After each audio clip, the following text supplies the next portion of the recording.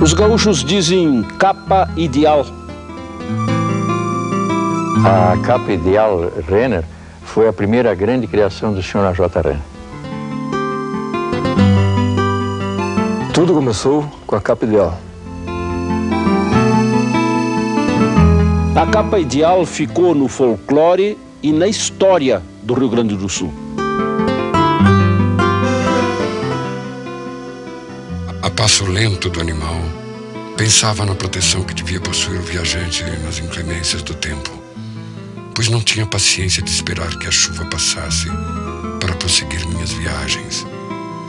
Foi assim que criei a capa ideal. O Musterreiter era um viajante colonial nas comunidades teuto-rio-grandenses e ele andava montado em mula. Mas o Musterreiter sentia uma necessidade de um abrigo contra o frio e contra a chuva ao mesmo tempo, que fosse mais maneiro. O A.J. Renner era um guri de uns 20 anos, quando vivia aí nessas colônias, no lombo de mula, como Musterreiter. E aí que ele teve a ideia da capa ideal, que veio, de certa forma, revolucionar o folclore do Rio Grande do Sul. E era uma proteção assim que não havia na época. Era na verdade, um poncho melhorado, bem melhorado. E ele patenteou essa capa. E aí começou a produzir, vinha pedido de todos os lugares, de todo o país. Nossos pesquisadores de indumentária sabemos bem a importância desta peça, que prontamente foi adotada no Rio Grande. Te dou um exemplo, dois exemplos, aliás. A iconografia da Revolução de 1923, que aparece em vários caudilhos. Nas fotos de inverno, a maioria está usando a capa ideal do Renner. Isso é impressionante. E, em segundo lugar, na literatura brasileira, nos jagunços do Grande Sertão, na obra de Guimarães Rosa, na obra do Mário Palmério, Chapadão do Bugre, aparece lá a capa gaúcha. É a nossa capa aqui. Foi a primeira grande criação do Sr. A.J. Renner, que impulsionou a indústria naquela fase inicial e posteriormente se desenvolveu com outros produtos, inclusive na Revolução de 30 foram fornecidos capas para o Exército. Isso também deve ter ocasionado um volume grande de negócios na época. O gaúcho, quando monta a cavalo, em caso de frio, ele abotoa, tira as mãos pelas aberturas, o poncho não tem essas aberturas aqui, e a capa abre e cobre perfeitamente toda a encilha, que não molhe, não pode molhar, porque de noite o gaúcho vai dormir nela. Cobre o cavalo, protege o cavalo atrás e na frente, só deixando livre um palmo de pescoço e a cabeça. Fica perfeitamente protegido e o homem tem os movimentos facilitados de braço e mão, pega a rédea, pega relho, fuma um cigarro. Fica muito fácil usar essa capa. O homem da capa ideal, Antônio Jacó Renner, sempre perseguiu o conhecimento. Neto de alemães, enfrentou dificuldades comuns aos imigrantes. O trabalho fez parte de sua infância. Ele nasceu na cidade de Feliz, no Rio Grande do Sul, em 1884. Orgulhoso da educação rígida que recebeu dos pais, fez da pontualidade e da disciplina marcas de sua personalidade. Ele era rígido, mas rígido consigo mesmo também. Não era só com os outros, muito rígido consigo mesmo também. Mas eu acho que ele se sentiu bem com isso. Fazia parte da sua personalidade, do seu caráter. Mas ele era demais, pontual demais. Bem, ele era uma pessoa obsessivamente preocupada com pontualidade, né? tanto consigo próprio como com os outros também. Ele introduziu o hábito de nós todos nos reunirmos terças-feiras de noite para jantar na casa dele, e depois ele conversava com os filhos sobre a empresa e nós ficávamos com a sogra. E às 6h30 em ponto, a comida tinha que estar na mesa, 6h30 da noite. O que eu acho que marcou muito no seu A.J. Renner foi o espírito de perseverança dele ao trabalho, voltar ao trabalho, da valorização ao trabalhador, desde o operário a todos os funcionários, a criatividade que ele tinha, a visão que ele tinha do futuro, das coisas práticas. E ele sempre estudou muito e era um autodidata, quer dizer, ele realmente estudou economia, estudou idiomas, alguns, né? E toda a parte essa da própria produção da empresa dele, ele foi aprendendo por si. Foi numa antiga pousada de tropeiros, em São Sebastião do Caí, que iniciou a fábrica de tecidos A.J. Renner e Companhia. Dessa sociedade participa seu sogro, Cristiano Train, e o concunhado, Frederico Mendes. O Frederico Mendes era cunhado dele e foi uma das pessoas que na época propôs esse negócio a ele, que ele assumisse a tecelagem lá em Caí, e sempre foi um grande incentivador dele. Logo, a fábrica fica pequena para o fenômeno que a Capa Ideal representa. A mudança para Porto Alegre é inevitável e a sua permanência na capital estabelece uma nova etapa.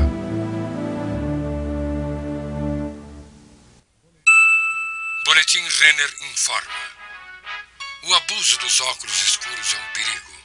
Contagiados pelo exemplo de astros cinematográficos, jovens passaram a ostentar os mais variados tipos de óculos de cor. Cuidado! O seu emprego deve ser feito apenas sob prescrição médica. E num destes chás eu fui convidada. Desfilei todo o ano de 64 e 65.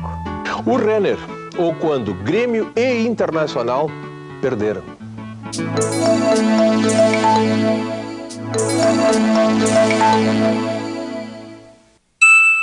Boletim Renner informa. Seja sempre uma estrela para o seu amor. Use aquele belo vestido de cetim que lhe favoreça a silhueta. E, principalmente, deixe as costas nuas. Você brilhará mais do que qualquer atriz de Hollywood. Porto Alegre, nos anos 30, busca novas formas. Anda de bonde, abre largas avenidas, verticaliza o centro e se diverte no cinema central. O comércio faz parte desta paisagem e a loja Renner, da rua Otávio Rocha, se estabelece junto com os novos hábitos da cidade. Produzindo desde a matéria-prima, passando pela industrialização até a venda, a A.J. Renner tem controle absoluto sobre seus produtos.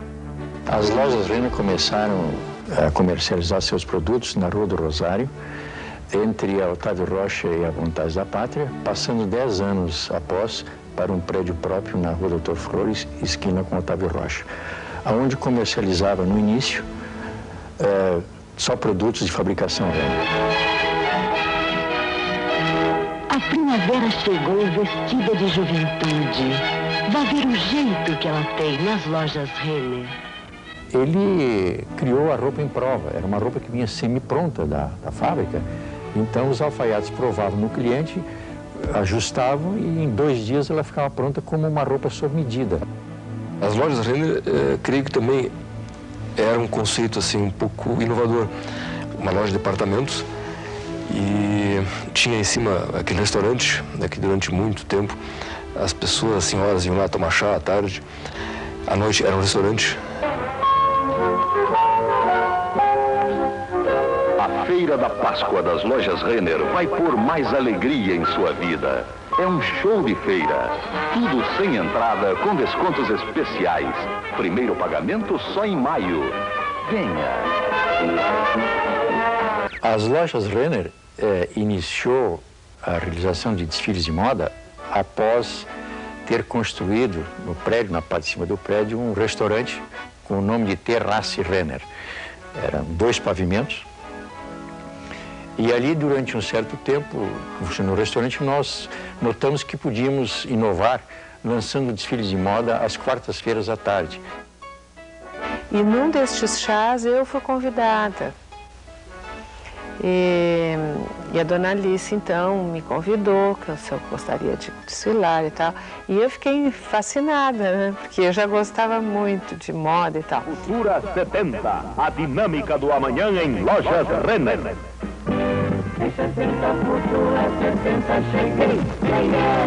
Nos desfiles das quartas-feiras, não havia passarela no salão. As mesas eram colocadas, porque o salão era todo, ele era num formato arredondado. Então as mesas ficavam todas circulando, não é? O centro ficava completamente livre, como se fosse uma pista de dança. E nós aprendemos, inclusive, fazer pivô e a caminhar, porque naquela época tudo era mais estático, não é? Como hoje, que é uma coisa mais, não é, leve e tal, era tudo mais formal. Você não merece roupas comuns. Renner lança a Fórmula R para você enfrentar o mundo com toda a energia de sua personalidade. Você não pode esconder o seu atrevimento.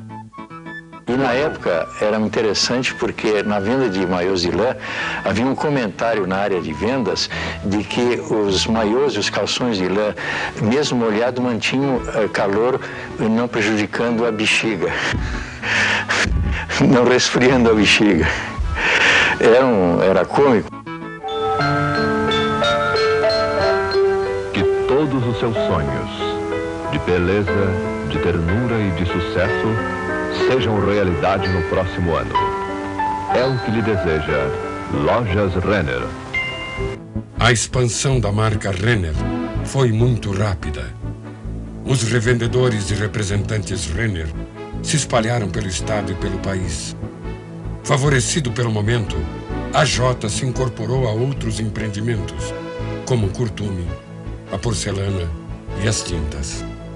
O fato mais marcante para nós na história da nossa empresa foi quando, na década de 30, o AJ Renner convidou a minha avó Olga, já viúva e com 5 filhos, convidou-a para se associar à empresa. Era uma forma de ela ter uma renda e o irmão permitiu a ela que pagasse a participação acionária com resultados futuros. Associados a isso, oportunizou a seus 2 sobrinhos, Ernesto e Hugo, que dirigissem a empresa ao longo de muitas décadas. A Revolução de 30 marca a ascensão de Getúlio Vargas e a busca de espaço político da oligarquia gaúcha no cenário nacional. É neste contexto que a J. Renner organiza os empresários e funda a Ciergues, Centro das Indústrias do Rio Grande do Sul. E também interessava muito a ele esse aspecto, aquilo que viria a ser depois a CLT, né, as leis trabalhistas do país. Ele sempre se interessou muito por isso e inovou muito nas empresas dele, no que se refere à relação com os empregados, com os colaboradores. Por outro lado, também era grande a pressão das classes trabalhadoras. O projeto de Getúlio previa um maior controle das relações entre empregados e empregadores. Representando os empresários gaúchos, a J. Renner participa da elaboração da legislação trabalhista estruturada por Lindolfo Collor. Ele criou uma série de benefícios para os seus empregados que na época eram inéditos. Alguns depois se tornaram lei. E dava muita importância à parte social, né? Provei que foi pioneiro, inclusive, aqui em creches para os funcionários, né? Tinha cooperativa de consumo, cooperativa de crédito, tinha ambulatório médico lá na fábrica para atender os funcionários e a família. A cooperativa de crédito Renner, que financiava a casa para os seus colaboradores ou para reformas. Eu fui um que adquiri a minha primeira casa com financiamento da cooperativa Renner. E eram coisas inéditas aqui no país e algumas coisas no mundo, né? Às vezes a gente vai ver, eu mesmo encontro pessoas de outros países que relatam isso, né? Que na época eram coisas novas e completamente desconhecidas, né? Assim, naquele tempo não tinha uma firma que fizesse isso. E também ele relacionava muito esses benefícios a uma maior produtividade dos seus colaboradores. Ou seja, ele sabia, né, intuía que um funcionário satisfeito, né, produzia mais. O melhor emprego do lucro é o que se faz na ampliação da empresa, no melhoramento do ambiente do trabalho, na assistência principalmente às mães e às crianças e na educação destas. Boletim Renner informa. A capital gaúcha tem o prazer de receber no Teatro Imperial o recital Ases do Samba. A talentosa dupla de bambas Mário Reis e Francisco Alves se fará acompanhar ao violão pelo jovem Noel Rosa. Mas o Renner foi, sobretudo, um mito, uma lenda.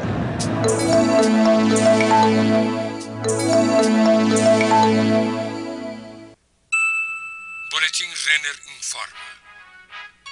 Para andar na moda e para a queda de estômago e rins, Vossa Excelência deve possuir uma cinta cômoda e elegante de bom elástico malhou. A boa notícia é o advento da cinta elástica, que fica bem com qualquer roupa.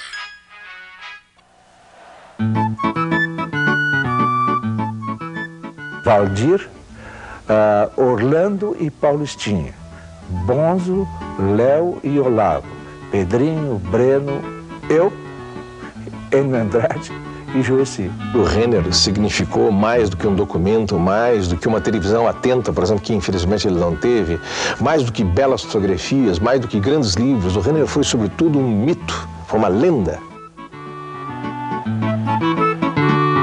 O Renner foi apelidado de bicho-papão.